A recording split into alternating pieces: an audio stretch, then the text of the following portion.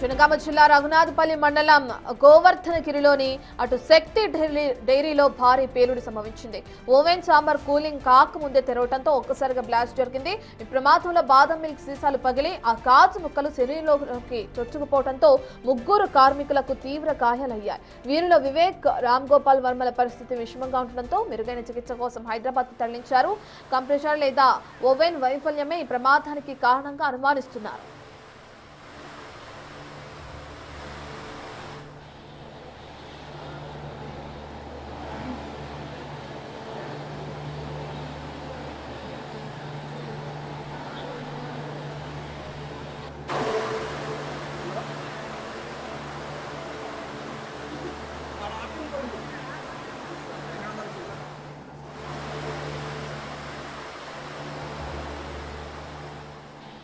జనగామ జిల్లాలోని గోవర్ధనగిరిలో జరిగిన ఘటనని మనం చూస్తున్నాం. అయితే ఇక్కడ శక్తి డైరీలో ఈ పేలుడు సంభవించింది. ఓవెన్ చాంబర్ కూలింగ్ కాకముందే తెరిచారు అక్కడ ఉన్న వ్యక్తులు. దీంతో ఒక్కసారిగా బ్లాస్ట్ అనేది జరిగింది.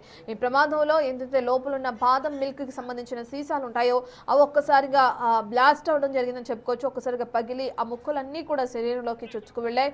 దీంతో ముగ్గురు వ్యక్తులకి గాయాలయ్యాయి. అందులో ఇద్దరు పరిస్థితి ప్రస్తుతం విషమంగా ఉన్నట్లుగా కూడా మనం చూస్తున్నాం. వీళ్ళని ప్రస్తుతానికి హైదరాబాద్ హాస్పిటల్ కూడా తరలించారు. అయితే ట్రీట్మెంట్ అందిస్తున్నారు. మరిన్ని విషయాలు మనకి ముందు తెలిసే అవకాశం కనిపిస్తుంది. కేవలం ఇది కూల్ అవ్వకుండా ఒక్కసారిగా తీయటంతోనే ఈ బ్లాస్ట్ అనేది జరిగిందని చెప్పి కూడా అక్కడ అధికారులు తెలియచేయడం జరిగింది. అయితే ఎవరైతే విషమంగా ఉన్నారో ఇద్దరు వ్యక్తులు వాళ్ళు వివేక్, రామ్ గోపాల్ వర్మగా ఇప్పటికే గుర్తించడం కూడా జరిగింది.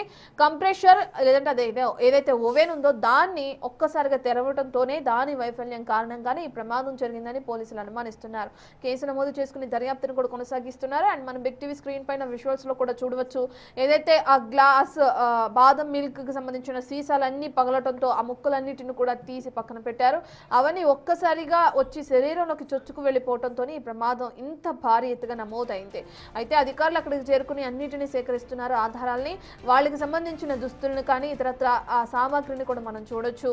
ఒక్కసారిగా జరిగిన బ్లాస్ట్ తో అంతా కూడా అవాక్కయ్యారని చెప్పుకోవచ్చు. ఒక్కసారిగా ఏం జరుగుతుందో తెలియని పరిస్థితులు నెలకొన్నాయి గోవర్ధనగిరిలో. సో మెరుగైన చికిత్స కోసం ప్రస్తుతం అయితే హైదరాబాద్ తరలించారు ఇద్దరు వ్యక్తుల్ని. వారు పూర్తిగా కోలుకున్న తర్వాత అసలు ఈ ప్రమాదం ఎలా జరిగింది, ఏ కారణం చేత జరిగింది అని విచారించే అవకాశం కూడా కనిపిస్తుంది అధికారులు.